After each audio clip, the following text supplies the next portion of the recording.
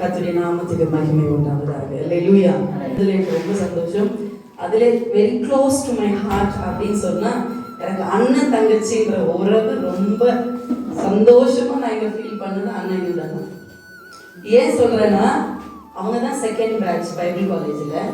Bible college rented house எடுத்து Bible college நடத்தும் பொழுது அவங்க தான் அதுல இருந்தாங்க. ஃபர்ஸ்ட் பேட்சுக்கு அப்புறம் ரெண்டாவது பேட்ச். நான் சின்ன பொண்ணா இருக்கும்போது அண்ணன்கிட்டலாம் ஓடி அவரை பாஸ்டர் எதுக்குலாம் கூப்பிடுவாங்க, அவங்களுக்கு வீட்டுக்கு வேலைக்கு எதுக்காகும்போது அந்த ஒரு 6-7 பேர் தான் இருந்தாங்க. அப்போ அதில் இவர் ரொம்ப செல்லமா ரொம்ப. ஸோ அதனால் இவரை பார்த்தோன்னே எனக்கு ரொம்ப பெரிய சந்தோஷம். இங்கே இருக்கிறவங்க எல்லாரும் எனக்கு பழக்கமானது தான். ஆனால் நான் ரொம்ப குட்டிலேருந்து பார்த்து வந்ததுனால அந்த அண்ணன் தங்கச்சி இவரை பார்க்கும்போது எனக்கு ரொம்ப பெரிய சந்தோஷமா இருக்கு. கர்த்தருக்கு ஸ்தோத்திரம். கர்த்தருடைய நாமத்துக்கு மகிமை உண்டாவதாக. ஒரு சுருக்கமான வேத வசனத்தை நாம் வாசிக்க கேட்போம். மார்க் எழுதின சுவிசேஷ புத்தகம் 9ஆம் அதிகாரம் 28வது வசனம். The book of Mark chapter 9 verse 28. அவருடைய சீஷர்கள் அதை துரத்திவிட எங்களால் ஏன் கூடாமல் போயிற்று என்று அவரிடத்தில் தனித்து கேட்டார்கள். Praise the Lord. கர்த்தருடைய நாமத்துக்கு மகிமை உண்டாகட்டும். இந்த சம்பவம் நம்ம அனைவருக்கும் தெரிந்திருக்கும். அநேக நேரத்தில் பிரசங்கம் பண்ணியிருப்போம். சீஷர்கள் இயேசுவிடத்தில் வந்த பொழுது ஏன் எங்களால் இதை துரத்திவிட முடியவில்லை என்று சொல்லி ஆண்டவரிடத்துல கேட்டுதான் நம்ம பார்க்கிறோம். இந்த காரியத்துல ஒரு 3 காரியத்தை சீஷர்கள் எப்படி கையாண்டாங்க அப்படின்னு சொல்லிட்டு நம்ம தியானிக்க கர்த்தர் நமக்கு கிருபை தருவாராக. இந்த 17ஆம் வசனத்துல 29ஆம் வசனம் வரைக்கும் நம்ம வாசிக்கும் பொழுது எல்லாரும் ஆண்டவரை பார்த்து வந்தனம் செலுத்துறாங்க. ஒரு தர்க்கம் போய் கொண்டிருக்கிறது. ஆண்டவர் கேட்கிறாரு, என்னத்தை குறித்து தர்க்கம் செய்கிறீர்கள்?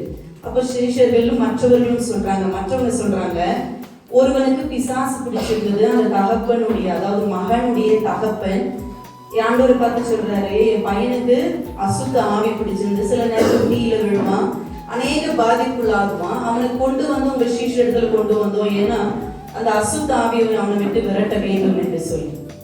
ஆனா அது அவர்களால் கூடாமல் போயிற்று என்று சொல்லி சீஷர்களை குறித்து அங்க இருக்கிறவர்களும் அந்த பிள்ளையுடைய தகப்பனும் அவரிடத்தில் சொல்லுகிறதை நாம் வாசிக்கிறோம்.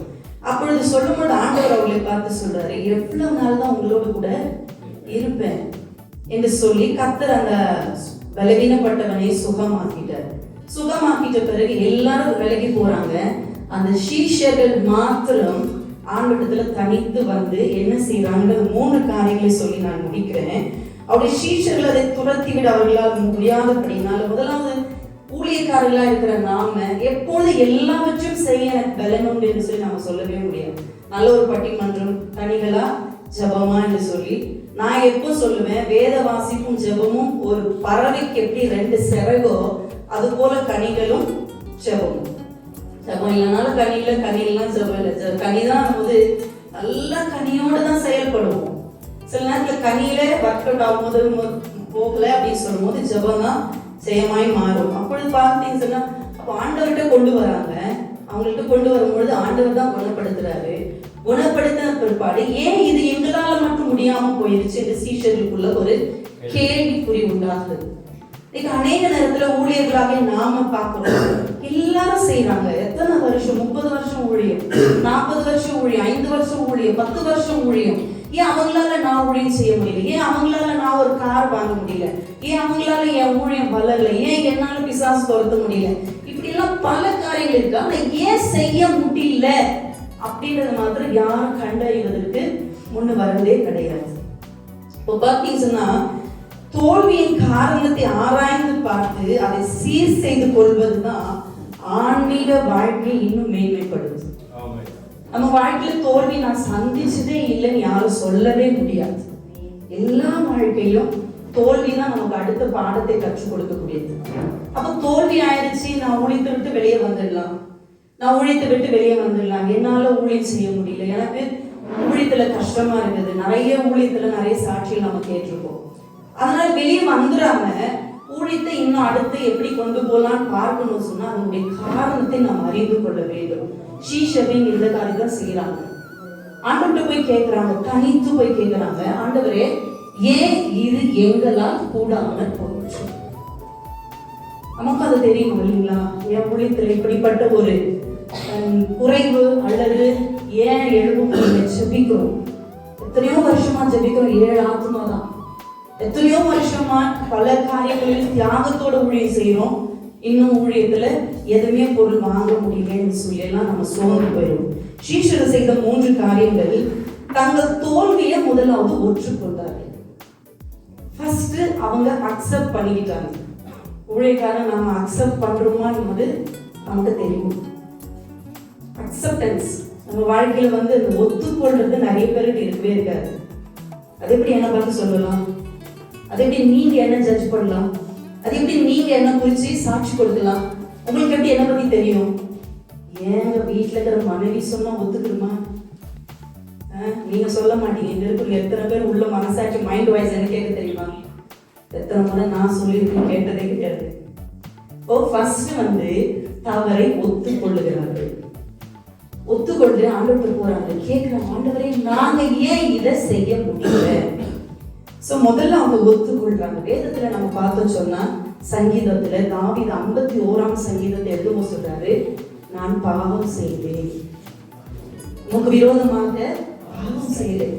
தாவீதுடைய சரித்திரத்தை எல்லாம் நம்ம வாசிச்சோம்னா ஒத்துக்கொள்ற, கன்ஃபஸ் பண்ற, ஆமா என்னால முடியல, ஆமா ஏன் என்னால முடியல, இது நான் என்ன செய்யணும்னு சொல்லி அவர் அதை முயற்சி பண்றாரு.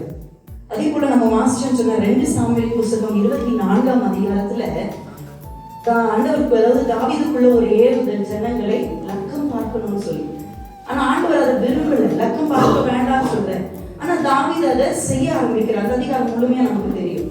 அவ போய் அதை பார்க்கும்போது கடைசியில அது தேவனுக்கு அருவருப்பா இருந்ததுனால ஆண்டவர் 3 காரியத்தை வைக்கிறார். தேசத்துல பஞ்சம் வேணுமா, அல்லது கொள்ளை நோய் வேண்டுமா, அல்லது கர்த்தருடைய கையில, அதாவது கொள்ளை நோய் வேண்டுமா, பஞ்சம் வேண்டுமா, சத்துரு கையில விழணுமா. சோ தாவீது டிசைட் பண்றாரு பாருங்க, சாய்ஸ் ஆண்டவர் கொடுத்துறாரு. காத்து சொல்ற, சீக்கிரம் சொல்லுங்க, நான் என் அனுப்பினவருக்கு நான் போய் பதில் சொல்லணும். அப்போ தாவீது யோசிச்சு பார்க்கிறார், பஞ்சத்தினாலும் ரொம்ப கொடுமையா இருக்க வேண்டாம், சத்துருக்களின் கையில வேண்டாம். அப்போ தாவீது அந்த அதிகாரத்துல சொல்றாரு, நான் தான் பாவம் செய்தேன், என் ஆடுகள் என்ன செய்தது, இல்ல சூப்பரா சொல்றாரு பாருங்க. அந்த ஒத்துக்கொள்கிற மனப்பான்மை நமக்கு இருக்குமா? ஆமாமா நான் தப்பு பண்ணிட்டேன். நம்ம பசங்களுக்கு சில டைம் நம்ம ஒத்துக்க மாட்டோம். ஏய் அப்பா சொன்ன கேட்கணும், அவ்வளவுதான்.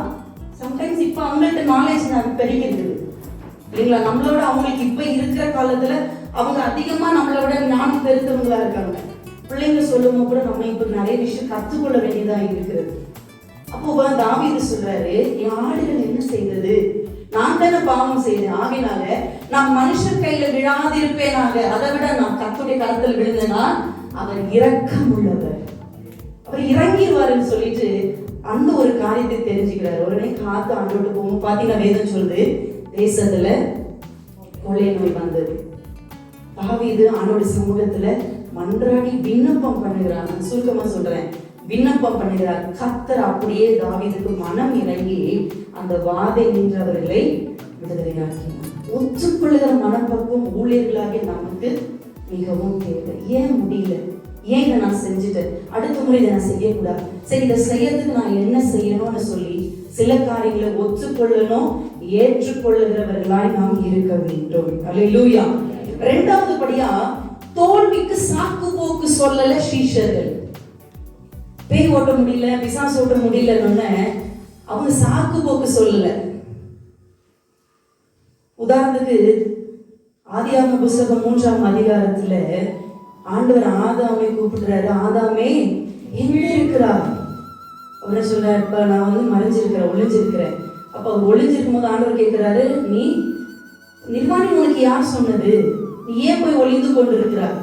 அவர் சொல்லிருக்கணும் கனியை சாப்பிட்டேன். ஆனா அவர் எங்க சொல்றாரு, ஐயா மனைவி தானா சொல்லல, கர்த்தர் பழி போறாரு, நீ தேவரி எனக்கு என்னோடு இருக்க நீ தந்த ஆமென். அல்லேலூயா. என்ன சூப்பரா கதை விடுறாரு பாருங்க.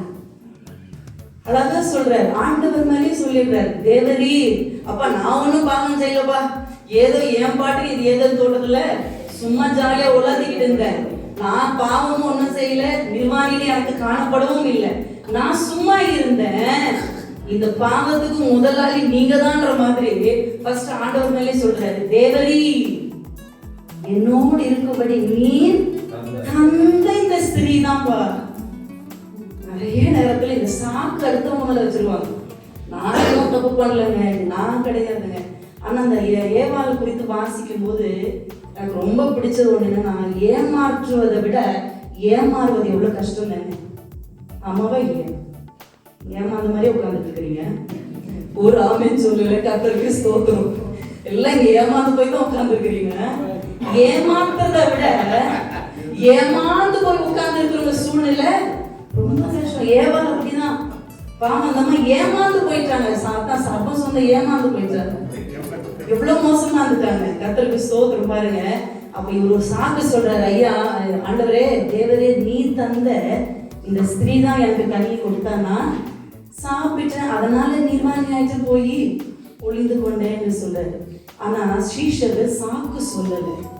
ஆண்டவரே நாங்க ஓட்டணும், எவ்வளவுதான் 3 நாள் அடுத்த டைம் கொடுத்தோம், காலையில இருந்து சாயங்காலம் வரைக்கும் போராடணும், அது ஓடல. நாங்க என்ன செய்யறது? நிறைய ஊழியக்காரங்க சீட் எடுத்து கையில கொடுத்துருவாங்களா, நாளைக்கு போயிட்டு இருக்குது. ஒரு ஊழியக்காரர் அப்படிதான் பண்ணாராம் பிசாசுகிட்ட, நீ போறியா நான் போட்டேன். அப்புறம் அவர் கெட்ட பேச்சுல ஒரு வார்த்தை சொல்லிட்டு, நீ போடலாம் நானே போறேன்னு சொல்லிட்டு வெளியே போயிட்டே இருந்துட்டாங்க. இன்னைக்கு அந்த மாதிரி சீஷருங்க நாங்க ஓட்டி பார்த்தோம் ஓடல அப்படின்னு சொல்லி சாக்கு போட்டு சொல்லாம ஆண்டவர்கிட்ட போய் சொல்லிட்டாங்க, நாங்க ஏன் எங்களால் இது போயிற்று என்று சொல்லி. அல்லேலூயா. அல்லேலூயா. மூன்றாவதாக பார்த்தோம் சொன்னா இயேசுவிடம் தனித்து பேசினாங்க. இயேசுவிடம் தனித்து பேசினாங்க. எல்லாம் ஒரு கும்பலா இருந்தாங்க இல்லைங்களா? இயேசு மற்ற பொதுமக்கள் இருக்கிறாங்க, பிள்ளையின் தகப்பன் இருக்கிறாரு, பிள்ளை இருக்கிறாரு. இயேசுவிடம் அப்பவும் ஆண்டவர்கிட்ட ஒரு கேங்கா இருக்கும்போது பேசாம ஏன் ஓட்ட முடியல அப்படின்னு தெரிஞ்சுக்கணும்னு சொல்லிட்டு மூன்றாவதா இயேசுவிடம் போய் தனித்து பேசுறாங்க. ஆண்டவர்கிட்ட கேட்கிறாங்க, ஏன் எங்களால் துறக்க முடியவில்லை என்று சொல்லி. ஆமென். இயேசுவிடம் தனியே மனம் விட்டு பேசி தோல்வியை ஒத்துக்கொள்றாங்க. இன்னைக்கு ஆண்டவருடைய சமூகத்துல தனித்து பேசுகிறவங்களா இருக்கணும். வாசிக்கும் போது வேதத்துல ஜான் சாப்டர் 3 verse 1 and 2 நம்ம வாசிக்கிறோம். ஒரு பெரிய மனுஷனா இருந்தாலும் இரவு ராக்காலத்துல தனித்து போய் ஆண்டவர்கிட்ட நிக்கதேமு ஆண்டவரிடத்துல போய் தனித்து பேசுறான். தனித்து பேசும்போது அழகா அந்த வசனங்கள் எல்லாம் கீழே 2ஆம் வசனத்தை மாத்திரம் வாசிச்சிடலாமா? தேவனிடத்திலிருந்து வந்த போதகர் என்று அறிந்திருக்கிறோம். ஏனெனில் ஒருவனும் தன்னுடனே தேவன் இராவிட்டால் நீ செய்கிற இப்படிப்பட்ட அற்புதங்களை செய்ய மாட்டான் என்றார். ஆமென். பாருங்க, தேவரி ஒருவனிடத்தில் தேவன் இல்லாவிட்டால் இப்படிப்பட்ட அற்புதங்களை செய்யவே முடியாது. ஒரு இடத்துல தேவன் இருந்தால்தான் அற்புதங்களை செய்ய முடியும். ஆகினால நீங்க இருக்கிறதுனால அற்புதங்கள் நடக்குது என்று சொல்லிச்சு அவங்க போய் ஆக்காலத்துல நாம பேசுறத நம்ம பார்க்கிறோம். அப்படிப்பட்ட தேவ ஊழியக்காரர்கள் நாம தனித்து தேவனோடு பேசுகிறவர்களாக இருக்க வேண்டும் என்று சொல்லி தேவனும் விரும்புகிறார். அல்லேலூயா. ஒரு சின்ன கதை, ஒரு வேடிக்கையா ஒரு கதை. ஒரு சபையில இப்படிதான் ஒரு அசுத்தாவி பிடித்திருந்த ஒரு சகோதரியை கொண்டு வந்தாங்க. பயங்கர அட்டகாசமா அது அலறி கத்திக்கிட்டு இருந்தது. சபையில அந்த மூப்பர் வந்தாரு. மூப்பர் வந்து அந்த பிசாசை தொடர்ந்து வந்தாரு. அப்ப அந்த பிசாசு சொல்லிச்சான், ஐயா உங்க ரகசிய பாவங்கள்லாம் எவ்வளோ எனக்கு தெரியும், நீங்க என்ன ஓட்ட போறீங்களாண்ணா? சரி நான் ஓட்ட முடியாது, நான் கிளம்பினேன்னு சொல்லிட்டு அவரும் கிளம்பிட்டாங்க. கர்த்தருக்கு ஸ்தோத்திரம். அல்லேலூயா. அடுத்தபடி பார்த்தீங்க சொன்னா இன்னொருத்தர் சொன்னார், இன்னொரு மூப்பர் வந்தாராம். அவரு ஓட்டத்துக்கு வந்தாராம். அவர் பார்த்து வச்சா, ஆஃபீஸ்ல எவ்வளோ பொருள் திருடி கொண்டு வந்து வச்சிருக்கிறீங்க பாரு, முதல்ல இதை கொண்டு போய் எல்லாத்தையும் ஆஃபீஸ்ல சப்மிட் பண்ணுங்க, அப்புறம் ஓட்டுறதை பார்த்துக்கலான்னு. யாரெல்லாம் இந்த பிசாசு ஓட்ட முடியல. இது ஏதோ ஒரு வேடிக்கை கதை, ஆனா உங்க பைபிள் காலேஜில் நடந்த ஒரு கதை இருக்குது. இப்படிதான் நீங்க எல்லாம் பிராக்டிக்கல் போறீங்க பாருங்க. அப்படி பிராக்டிக்கல் போகும்போது ஒரு 4 ஊழியக்காரங்க கிருஷ்ணாவரத்துல பேய் ஓட்ட போகிறாங்க. பேய் ஓட்ட போன இடத்துல அது பேய் அன்னைக்கு ஊழியம் செய்ய போனா அந்த இடத்துல பேய் இருந்திருக்கு. ஒரு அம்மா பேய் பிடிச்சிருக்காங்க.